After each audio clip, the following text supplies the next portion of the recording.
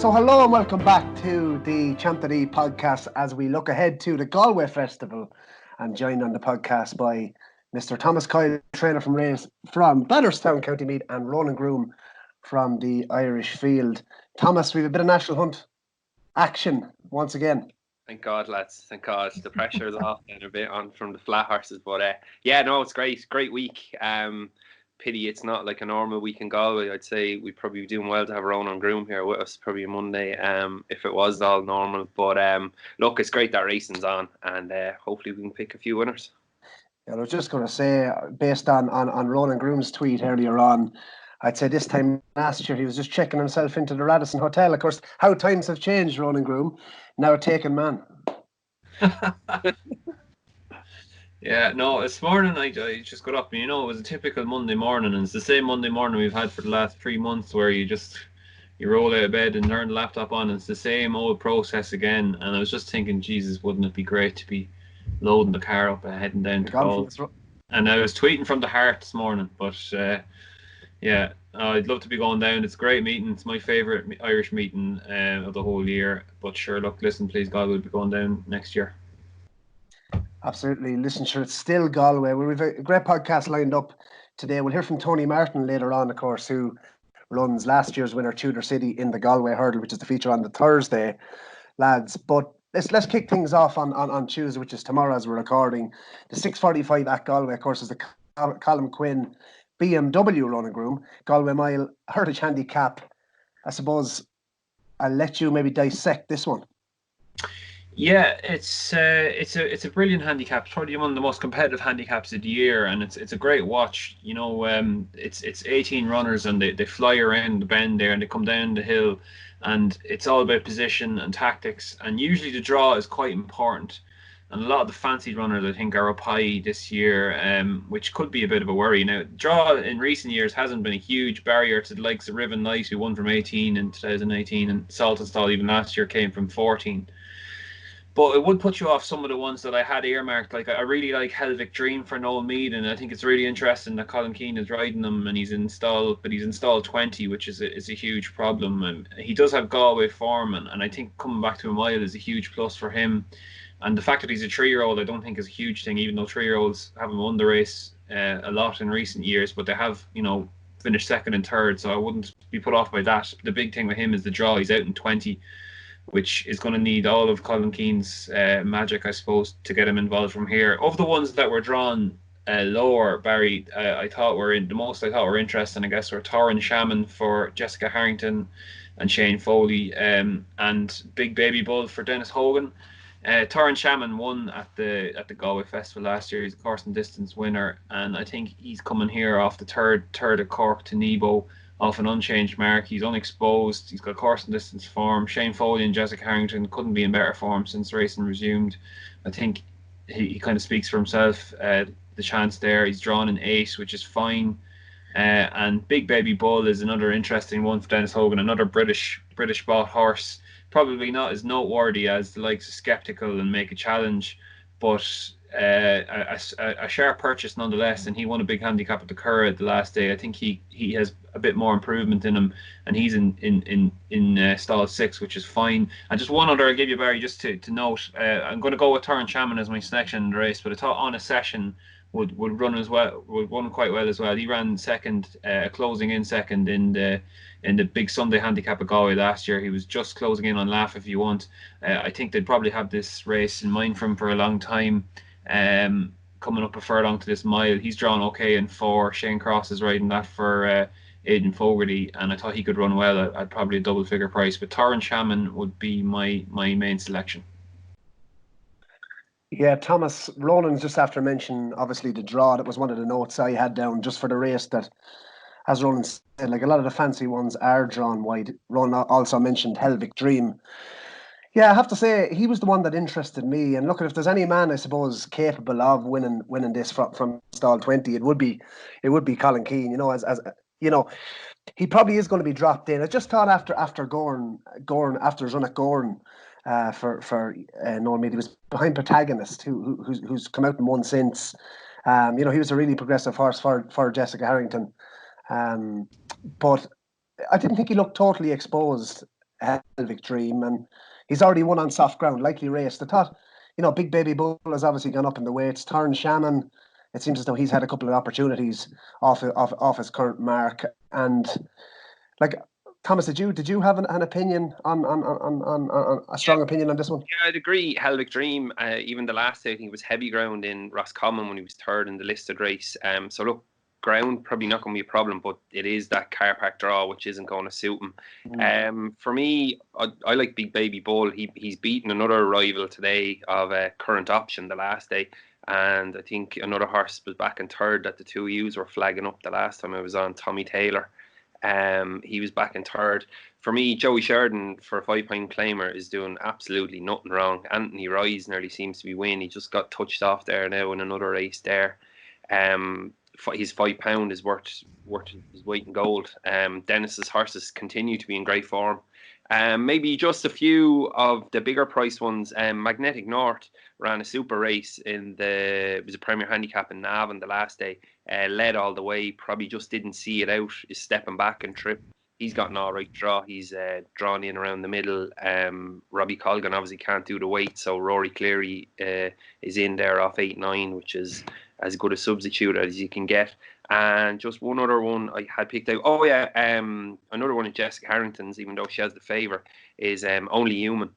He's locally owned by lads in Leak Slip and that. But the one thing about this horse, all his best form is on softer ground. He's run some nice races lately. He was fifth in a good handicap up the Curragh, but he's much better with a dig, and I think he's a plum draw in 2 or 3. Scott McCullough rides, takes another £5 off. So at a bigger price, he could be one. He's always in these big handicaps, and he's there for a reason. He's up near top weight, but I think £5, good draw. And if we get another bit of rain, he could be one that has a small each way squeak. Coming on to Wednesday, the 6:45 once again, which is the feature on the Wednesday, the Tote Galway Plate, Grade A, over 2 miles and 6 furlongs. 22 runners. Ground expected to be after coming back on the good side, good to yielding expected for Wednesday. Show a bet in Galvin 6-1. Bit of support for him for Gordon Elliott and Davy Russell. Early Doors 8-1. Easy Game 8-1. Peregrine Run 8-1. Royal Rendezvous, the choice, of course, of Paul Townend. Bit of support from him 9-1 from 14s. Spyglass Hill 10s. Snugsbury Penny 12s. And it is 14-1 bar the rest. Galvin, I thought, was unlucky not to win at Cheltenham, Tom. He's gone up £8 since that, comes in here off 148. He's probably a worthy favourite, is he, at this stage? He is, look, and Davy has opted for him. Well, probably his hand is probably drawn at the weights anyway. But look, he was good, and he was good. He's had a comeback run under his belt as well in Killarney.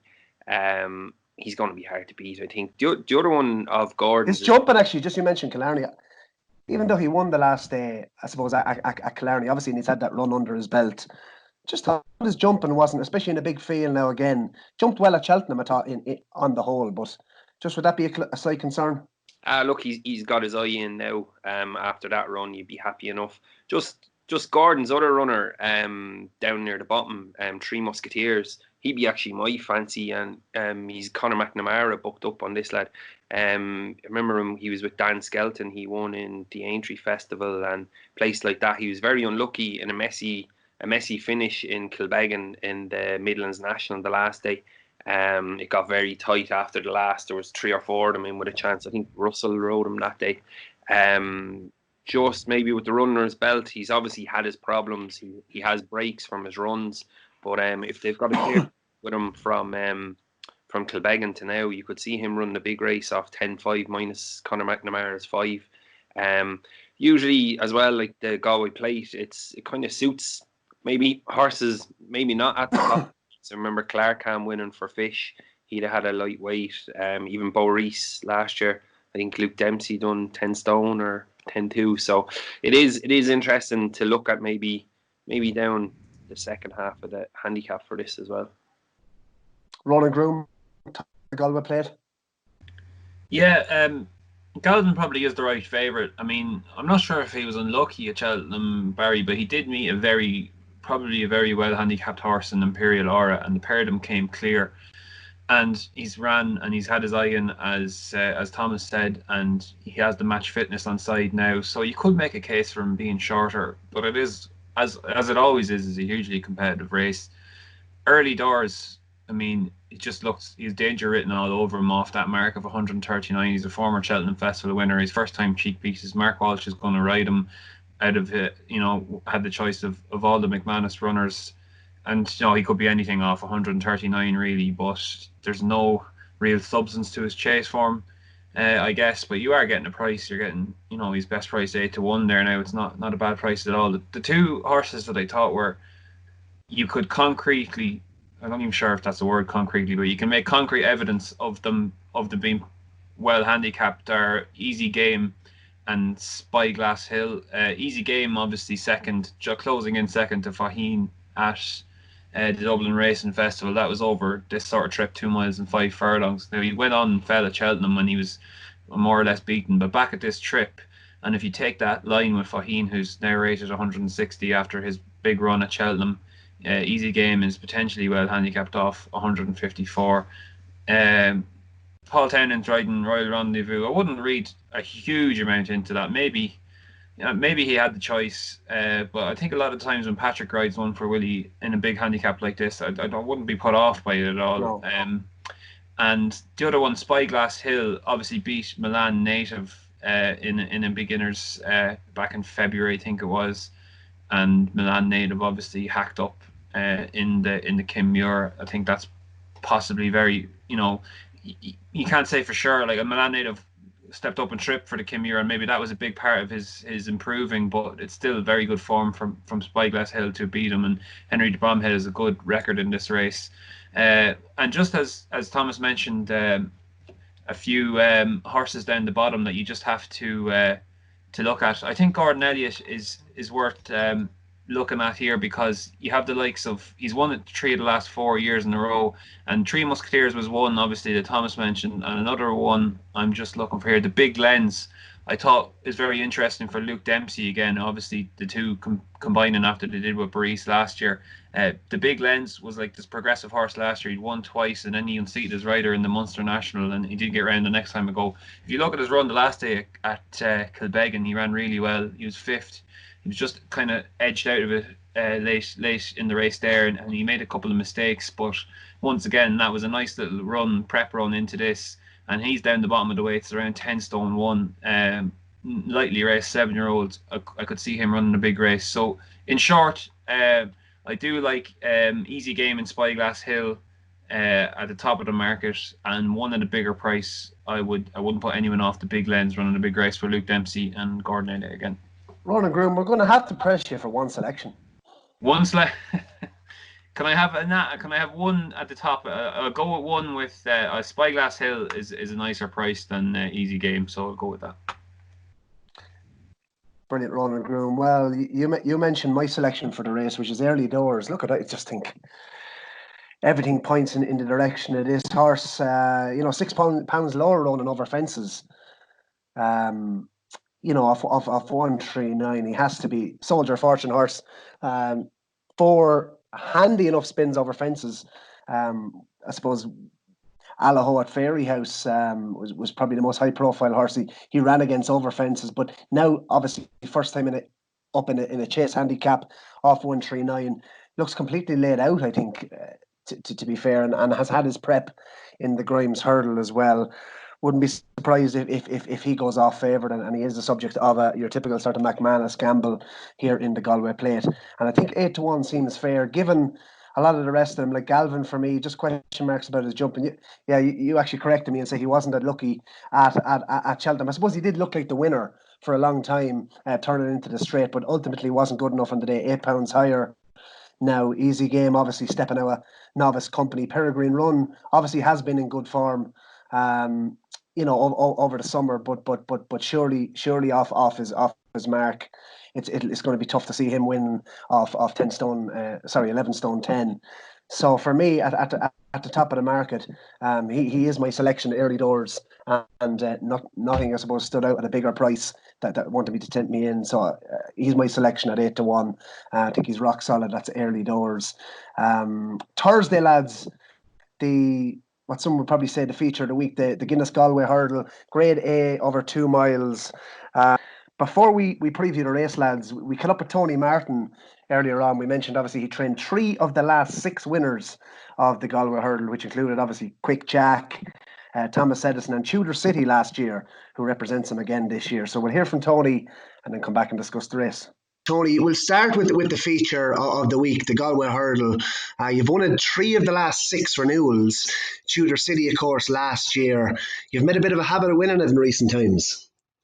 Yeah, it's lucky for us. It's been lovely to keep the habit going, but it's been a lucky race that we've had horses that were good enough, which was great.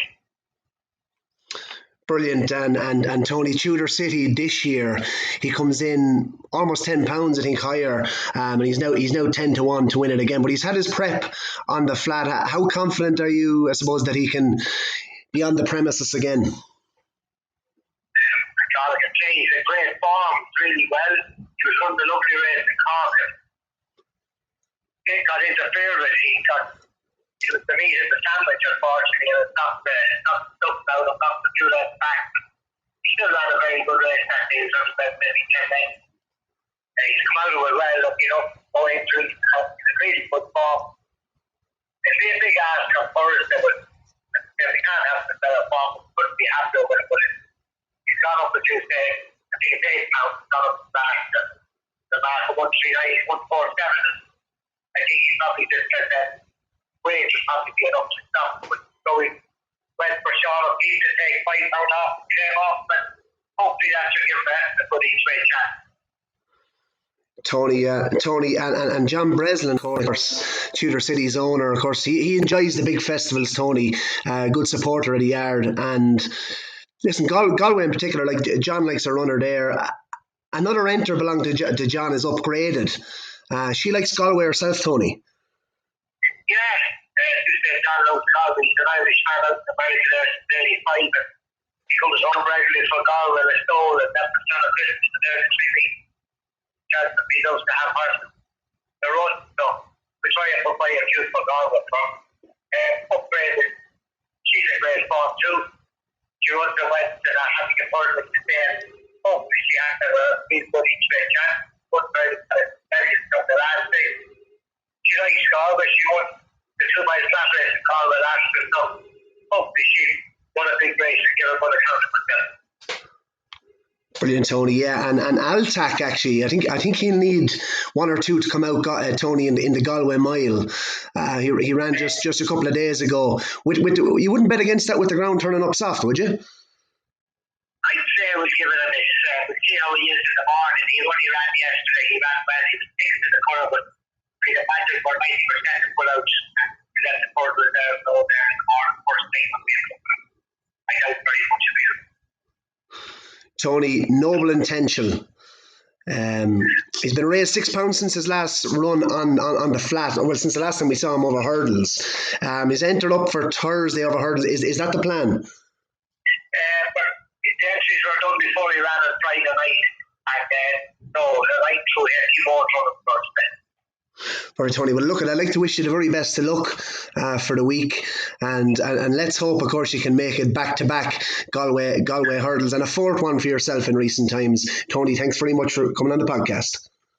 Barry, thanks for having me. Cheers. Yeah, so listen, lads, brilliant to catch up with Tony Martin as he was on his way to Galway actually earlier on today. The 6:45, as we said, at Galway on Thursday. The Guinness Galway Hurdle show of betting, lads. Aramon 6 to 1, winner of the Grimes Hurdle here for Willie Mullins.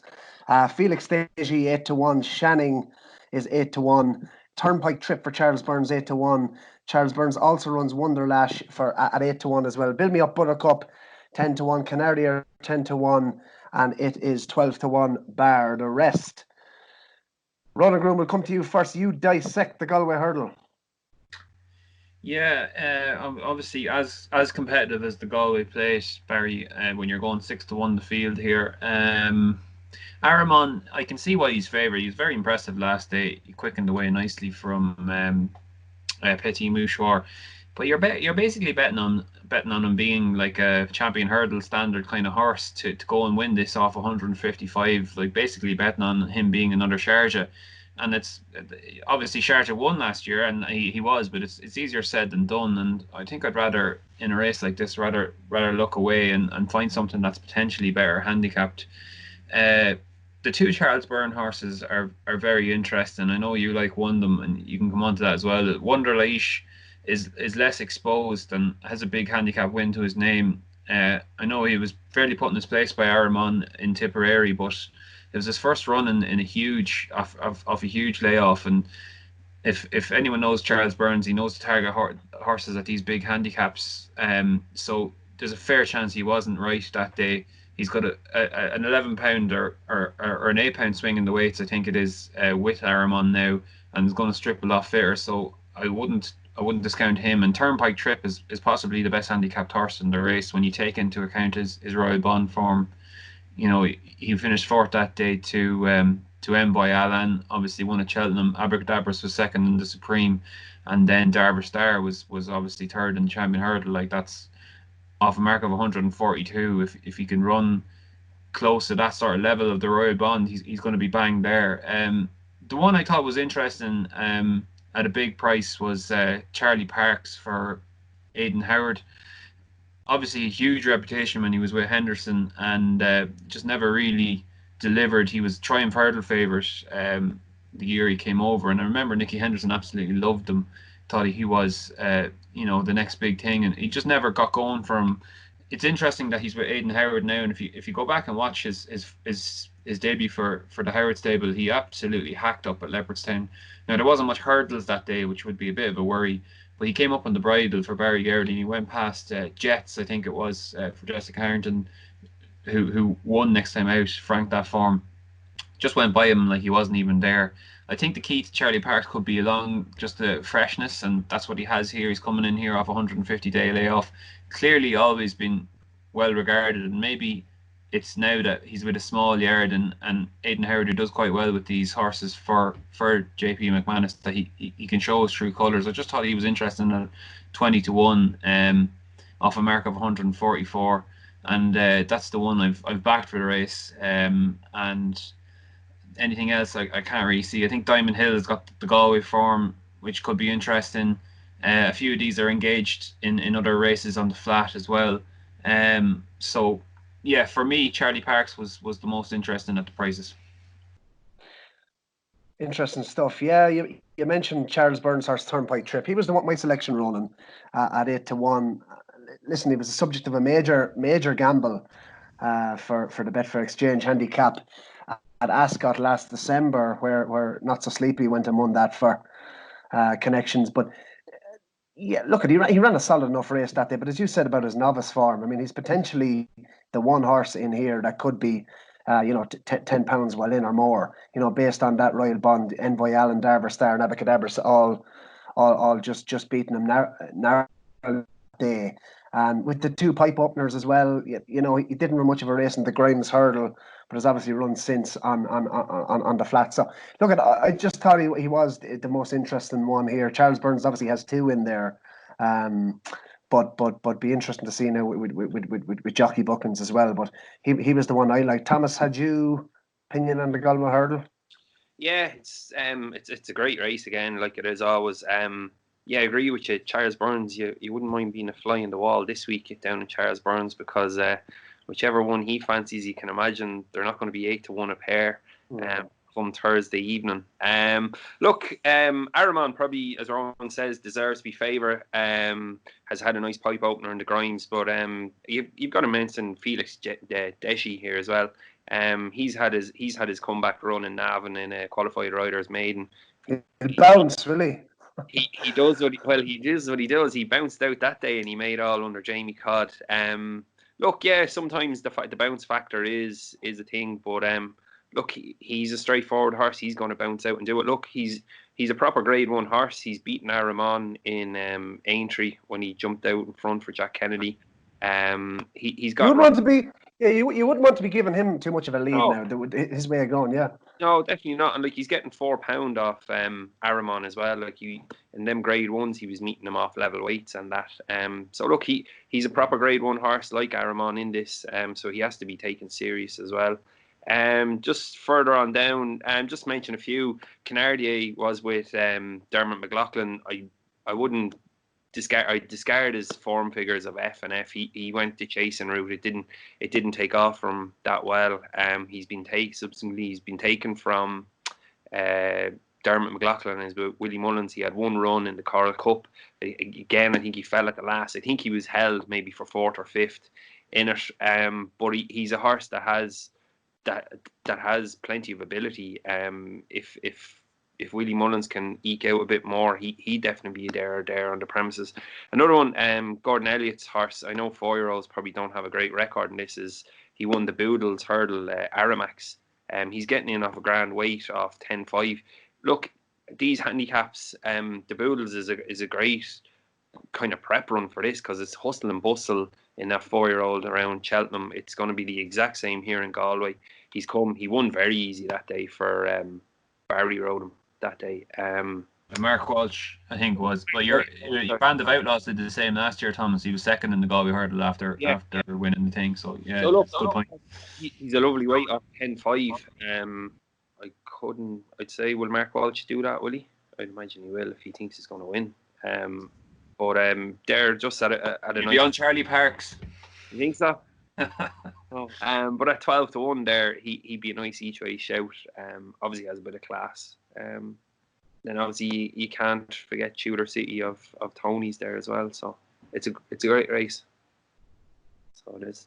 Interesting race. Well, if you're going to mention two, and Ronan's going to mention two, she might as well let me mention one as well. But it'll be after mentioning the whole field.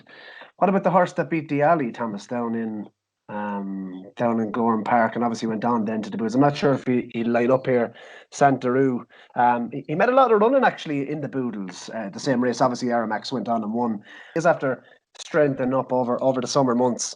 Yeah, look, he'd have his chance, but he'd want a lot of rain. The time he bet my horse down in Goran, it was soft, heavy, it was nearly unraceable, so he'd want plenty of rain, I'd imagine. I don't think his comeback run wasn't great now in Bellewstown. I think that's where he was 9th. But obviously, strip a bit fitter. Most of them did take a run, but I think he'd want a lot of rain now, Barry, to be in this kind of class of a race. Brilliant stuff. So, any other strong fancies for the week across the whole week of Galway? Ronan Groome, will come to you. Yeah, I'll just give you one. I did Ollie Murphy for the big interview on Saturday for the field, and it remains to be seen whether he's actually going to bring his horses over. He was talking about the logistics being quite difficult from Britain and all the protocols and so on. But obviously he's bringing Hunter's Call for the Galway Hurdle. But another horse he was hoping to bring is a horse called St. Gallen, who used to be trained by Joe Murphy, I think, in here, and he won at the Galway Festival last year, and Ollie Murphy's done pretty well with him since he's got him. He's won 2 or 3 times over hurdles, and I just thought he was interesting. Ollie said he's going to run him in a 2-mile handicap maybe later on in the week. Galway form, as everyone well knows by now, is huge. Having form over the course, and horses often come back year after year and go well again. And St. Gallen is one of them.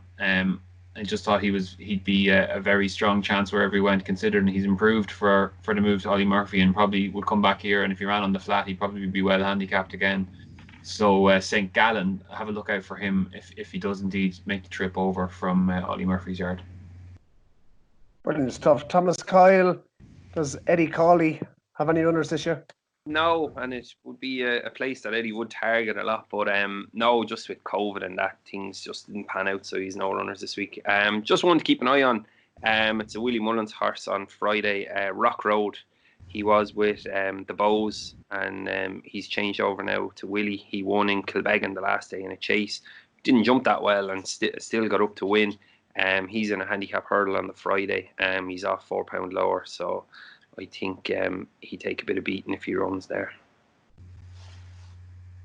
Brilliant stuff. Well, we've now spoke about Galway. I suppose it'd be rude not to cross over the other side of the Irish Sea with such good racing, I suppose, on at Goodwood. Thomas, you might want to tune out for a while back to the flat racing. But no, listen, the Sussex Stakes is on Wednesday. the 3:15 at Glorious Goodwood. It's a cracking lineup. A lineup of 7. Siskin is your 9-4 favourite. The 7 runners. I'll give you lads an opening show. Siskin 9-4. Mohaher, I think I've pronounced that right. 11-4. Camico 4-1. Wichita 5-1. Circus Maximus, the old warrior, 13-2. Vatican City 14-1. Ronan, we'll come to you on this one. Siskin, what did you make of his Guineas performance, first of all? Because I know at the time it was talked up, and the ride obviously with Colin Keane up against the rail, and the manoeuvre he had to come and win. The form on the face of it hasn't worked out as strong as maybe we first thought.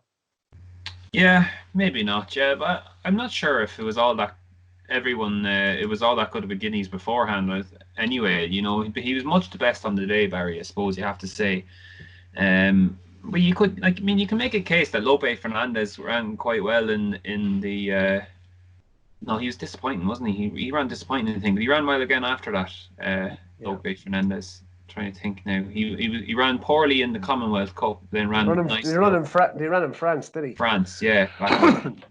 Sort of mile distance. It's hard to know, really. But when Siskin ran as well as he did, or won as well as he did, you know, he's every right to be favoured for a race like this. You know, I have to say, I do think there's a huge discrepancy in the odds here, and it's between Mohaher and Circus Maximus. I just can't see why is Mohaher nearly more than half the price of Circus Maximus, who's a way more fledged kind of career, having won Group 1s over a mile already, when Mohaher has literally all he has is that impressive win in the Summer Mile last time. When people are talking about his unlucky run in the Queen Anne, he finished 7th. You know, he's a good 4 or 5 lengths away from Circus Maximus that day, and yet he'll line up here off level weights with Circus Maximus, and is more than half the price. I think Circus Maximus is one of those horses that people kind of underrate, possibly because he only gets things done, possibly because he wears headgear and things like that, but he only just manages to win by half a length when he does. But when he gets beaten, he's not far away either, and he was second in this race last year, Too Darn Hot, who was only beaten half a length, so you know he goes around the course as well. I just think if you are questioning the form there, Barry, of Siskin, and I kind of agree with you as well, you do have the right to ask, is the form as good as it's made out to be? Camico obviously coming back from the Derby as well, but there's not much between Camico and Wichita as well. You could make a case to say that this trio form is much of a muchness, and they're all quite close to each other. And in that case, I think Circus Maximus is possibly the one to beat here. I definitely have him, you know, if not the same price as Mohaher, shorter than Mohaher. And at around 15-2, I think you can get 7-1. I even saw is freely available. I thought he was a huge price for the Sussex. Yeah, of course, you were pretty bullish, of course, about Circus Maximus heading into Ascot, and we spoke about Mohaher. Mohaher seems like the type of horse that I wasn't sure going into Ascot whether he would get the mile, and he just seems like the sort of horse that he needs everything kind of to go his way. And obviously, it's a small field. It probably will be a generous pace here. You wonder where the pace is going to come from. Are they going to maybe bounce Vatican City out? Circus Maximus obviously is the hardy type that will, you know, if he's up with the pace, he's definitely going to try his heart out.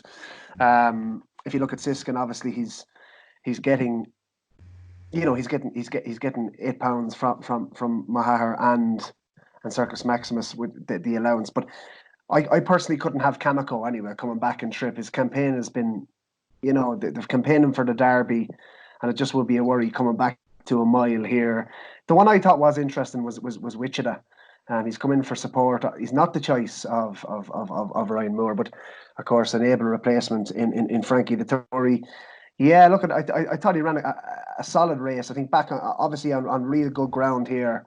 At Goodwood, I think the track would probably suit him as well a lot better. I thought he ran a very good race, obviously in the Guineas, and probably just got a bit tired. And of the 3-year-olds here, and he is my selection for the race, I think Wichita 5-1.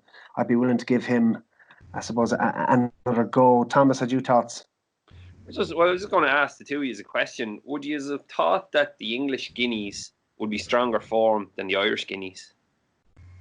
Looking at Pinatu, Yes. what he's gone and he went on to France. And I think it probably is stronger for him. That's But then there's probably more of a depth to it. But you'd say Siskin was, put Siskin into the English guineas, and does Siskin win the English guineas? Was the English guineas a bit more of a test, though? Was it like Kamiko did outstay the rest of them that day? For me, anyway. He grinded it out to the line where Pinatubo mightn't have just seen out the mile. You're a big Kamiko fan, aren't you, Tom? Yeah, like I know you're saying he was aimed in at the Derby, but like if you have a horse that's won the Guineas, of course, like Andrew Baldwin, and of course you're going to say, well, I wonder, can I do? It's one of the better trials for a thing. They've had a go.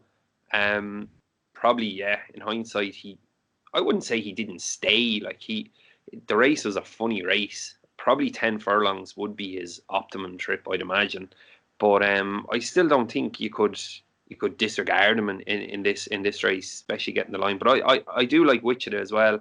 I wonder, did Ryan have a choice as well? Because didn't Frankie ride him in the English Guineas as well?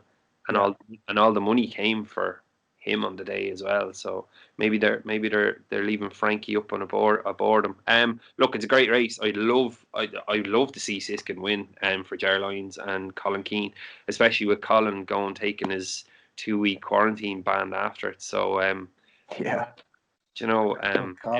difficult decision, especially when he's going so well over here. But maybe Shane Foley has a run on him on the Jockeys Championship as it is, and he's maybe saying, okay, but look, as he says, it's not Group 1 horses he's riding every day of the week, and obviously he holds a special place in his heart. So look, it's a great race. I personally, I'd love to see.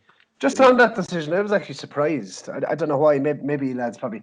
I was surprised because speaking to Colin early in the season, his main focus did seem to be when we asked him about, he was touted with jobs abroad and even riding in England more. And obviously with the COVID, it makes things a lot different now with the quarantine. But he did say that his main goal was the Irish Jockeys Championship to regain that. So I have to say I was surprised, but wish him best of luck. But go on. Yeah. I know, like exactly. Look, as I said, we like to see the Mead men flying the flag. So we'd be hoping they can do it there on Wednesday as well. Can't rely on the footballers anyway, Thomas. Unfortunately, no, definitely not. And we're lucky we're not having a bad summer. There's no football to be going to. Thursday, at Goodwood, obviously the 3:15, the Nassau Stakes, Group 1 for fillies over 1 mile and 2. And lads, Nazif is quite something, isn't she? She's unbeaten in 5 runs now, Ronan. She really stepped up to the plate the last day, and this doesn't look the strongest renewal either. And at the prices, obviously, has support come for her, but I thought she would be difficult to beat. Yeah, I agree with you. It's not a race now I have a huge betting kind of point of view on, but it's another good race. It's another kind of classy 4-year-old who's kind of coming through the ranks, and then you have Fancy Blue, who is probably the strongest 3-year-old filly form, having beaten Alpine Star and Peaceful, so beating the Coronation Stakes winner and the Irish Guineas winner over in France. So it's a very good race. In Hamdan Al Maktoum has a really big or a really good book of rides this week, and he has Talkeel in there as well, which is interesting. And my old friend Magic Wand, who I'm a big fan of, I would love to see her run well. And you have Deirdre in there as well, which was obviously one of the stories of the season last year. If you put a gun to my head, I think Fancy Blue with the allowance, if you look at Coolmore's record in this race with 3-year-olds, especially likes of Winter, Minding, and Legatissimo, who is obviously trained by David Watchman, and obviously Donegal O'Brien trains Fancy Blue, but it's basically Coolmore. They're all under the same banner. I think Fancy Blue, this 10 furlong trip, should see out quite well at Goodwood, and that would probably be my vote. But another race that I have a huge betting opinion on. Yeah, we mentioned the battle at home sale between Colin Keane and Shane Foley. Colin, of course, takes the ride on One Voice here for Jessica Harrington. It looks like she is going to line up. Wasn't Shane's best moment, I have to say, at the Curragh on One Voice the last time, Thomas Coyle. I'm not sure if you saw that, but she looked progressive, and she obviously has a lot to find at the ratings here. But could she run a big race? I mean, I did think that she'd absolutely know where to go. The last day, and I did quite fancy her at the Curragh. Yeah, no, definitely, I'd agree. And the race before that, like she's beaten Snow snug enough at the line, who's a decent benchmark for this. Definitely would have to have a chance. The way Jessie's horses are running, she's obviously not sending her over for nothing. And she's lucky as well that Colin has decided Goodwood is this, and it's a great substitute jockey to be getting. Just Ronan's horse, Magic Wand, like she'd have to be thereabouts on her last run. Like I know Enable was beaten, but she got to within 2 lengths of her that day when she was second. So that has to be strong form. To be honest, I don't know a whole lot about the favourite, so I don't. But Fancy Blue was Donica's first Grade 1 winner in France as well. The only thing is a lot of travelling over and back, maybe for a 3-year-old filly. Like she was second in the Guineas over here as well, wasn't she? So like she's had. Well, the form of that race in France as well, of course. With Alpine Star was, so it's. She's decent, and as Rowan said, Deirdre last year was great, but she hasn't quite hit the heights this year. For the Japan connections and Oisin Murphy, but no, if I was to pick one, I actually might go with Magic Wand, just on her 2 lengths when she was fourth, 2 lengths behind Enable. Form like that is hard to come by, so she might be at a price a better bet. Interesting. Lads, it's come to the time where we decide where our NAP and our NB for the week. You can have it at Galway, you can have it at Glorious Goodwood, you can have it in Leopardstown on Friday, maybe, Thomas, if you want, because Giselle, I know, is entered up to go at Leopardstown. But Thomas, we'll come to you first. Well, look, I wouldn't nap her now, but just when you mentioned Giselle, look, she ran well there on Saturday. She probably got a bit further back than was ideal from the break, but she stayed on well. I disregard her first run of the year because she got murdered at 2 bends, so that was probably her comeback run for us. She's beaten 6 lengths and she ran all the way to the line. We have her in a 1.5 mile maiden. She stepped up 2 furlongs on Friday. So look, she seems great. She seems a good out order. So we'd be hoping for a good run. I wouldn't be napping now or next best in her end, but we'd be hoping. The horses at home just weren't right for maybe 6 or 8 weeks there, and the last 2 runners have seen it out. So look, they seem to be coming back into form. The horse last week was 6th there in the chase in Tipperary as well, and it was good to see him finishing out his race because the other horses weren't. But back to naps, and next best, my nap is going to be I like Aramax just at 12-1. Just the fact that he's getting his weight allowance as a 4-year-old, and he's had the hustle and bustle of the Boodles. So I'm going to put him up. And my next best is if Rock Road runs, I'd expect him to win. He's probably entered a few times, but I see he's in Friday. So if he runs, I'd expect him to win. Bullish from Thomas Coyle. Yeah, you don't want Chris Timmins ringing you up after the podcast, putting up Giselle on Friday. Ronan Groome, what is your nap and MB? Nap is Circus Maximus at Goodwood. I think 7-1 is very big about him. I think that definitely underrates his chance. He was second in the race last year, and I know he has to give £8 away, but I'm just not 100% sure on the 3-year-old form. This is their big test, I guess, up facing their elder horses, and we'll find out on Wednesday. But I just think 7-1 is a big price about him. My next best, I think I'll go with, watch out for St. Gallen later in the race. I don't know what race, if he does come over, I don't know what race he's going to go for, but I do think he's very interesting. But of the declarations we have now, I think Spyglass Hill at around 14-1 or even 16-1 with some bookmakers is very interesting for Henry de Bromhead and Rachel Blackmore in the Galway Plate. Brilliant stuff. I shall go with early doors. Things ticks more or less all the boxes needed for a runner coming in for JP McManus. Just looks to be set up for that big gamble for JP. 8-1, I think I'll nap that each way. That's early doors. And from an MB, I'll head over to Goodwood, and I really do like the chances of Wichita. I'll give him one more go here. I think the 3-year-old form with Pinnatuba on Palace Pier I think he's been consistent this year. I think there is a big one in him. I think 5-1 with Doyle up is a good price. So it's a good chance. 5-1. I will NB him. But that concludes, listen, lads, our Galway festival preview. Ronan Groome, I don't know, have you any, I suppose, plans to watch the Galway Pledge? You're probably in work, are you? I'll be at home here and work. No, I'm off on Thursday, so I'll watch the hurdle at home. And it's all evening meetings this week anyway, so it's nice you can watch it.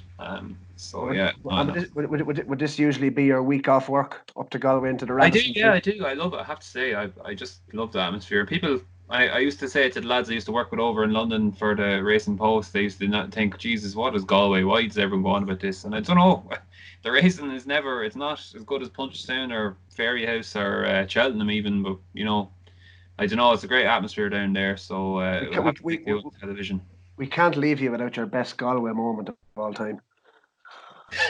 Putting you on the spot. I go first. There was a horse of Michael Halford's called Hassanor. It won 3 on the bounce one summer, but it won his first handicap. Shane Foley on top. It was actually in the mile, or it was in a mile handicap, and he was drawn lovely. I think he was drawn 3 or 4.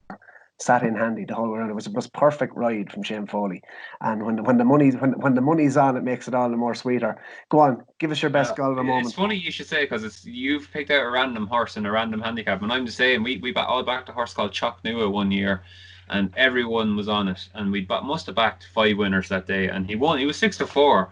Pat Smullen riding for Dermot Weld in a handicap. No right to be 6-4, but everyone was on it, and it's just funny, those moments in Galway you always remember, like the crack, and there's something about there's something about the bumper as well, because I remember back in Hassanor we all had him. I think he was a nice enough price. I think he was 10-1 in the morning. He might have been backed into 7s, and myself and a couple of mates were on, but it was the Shark Cannon that got the credit, and his was an even money shot in the bumper, because we were doing so well and we ploughed into Shark, which is not a sensible thing to do, but I have a great one for you. Eddie Cawley's first ever runner was a winner at the Galway Festival, backed in from 33-1 into 7-1. It used to be, do you remember, it used to be an amateur handicap hurdle on the Friday evening, and Alan Crowe rode the horse first, and he won by a nostril. And it was absolutely, that was Friday evening. I think I was like 16, 17. I think I got home Monday morning. My mother was like, "Where have you been?" And so it was. There was a lot of champagne and things going around. But that was one of my memories. And lucky enough, I actually rode 2 or 3 thirds around there. I was third on a horse called Molly's Boy in Sadler's Last around there. So Galway was always a good little track to us. That's Sadler's Last in the background now, Tom. Come on. No, she's a bit smaller than that. She wouldn't jump fences either.